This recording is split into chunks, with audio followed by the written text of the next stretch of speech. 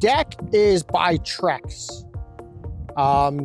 In the decking world, Trex is the 800-pound gorilla. They're probably the biggest decking manufacturer out there in railings. It's an awesome product. I'm not saying the other ones aren't. We tend to lean towards Trex. We've been dealing with them since they've come out. All of the white you see here is just PVC, and all the screw holes are plugged.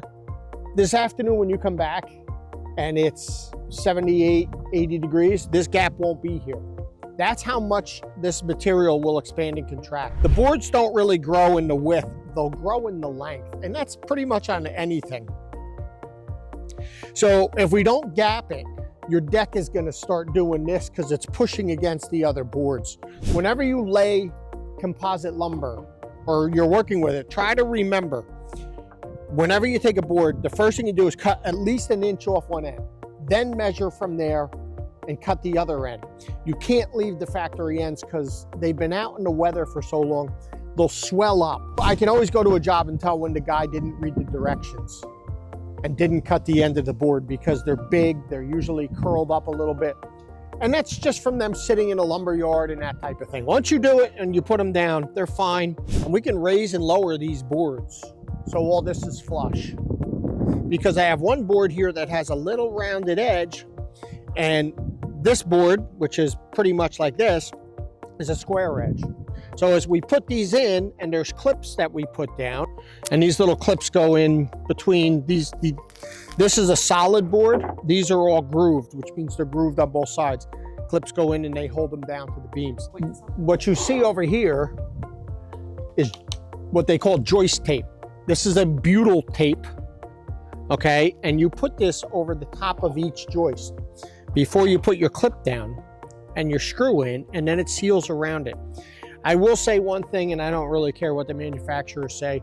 Today's lumber sucks. The quality just isn't there like it used to be a long time ago. Especially years ago, they changed the way treated lumber had to be made. The EPA came in and took control of it and changed the way that it had to be made. And the quality is not as good as it used to be.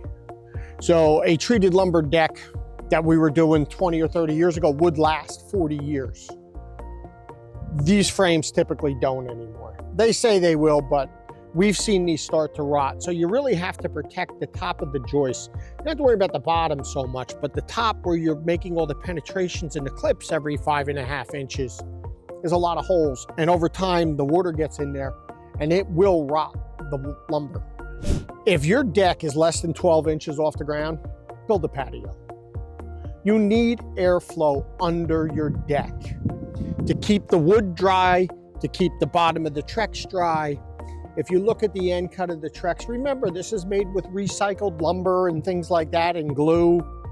You want airflow all around. The top is finished, the bottom is not.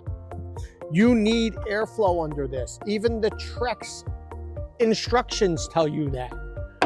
Do not build your treated lumber deck on the ground because it says ground contact. You're right, you can lay the lumber on the ground, but you need airflow or it's always going to be a damp place.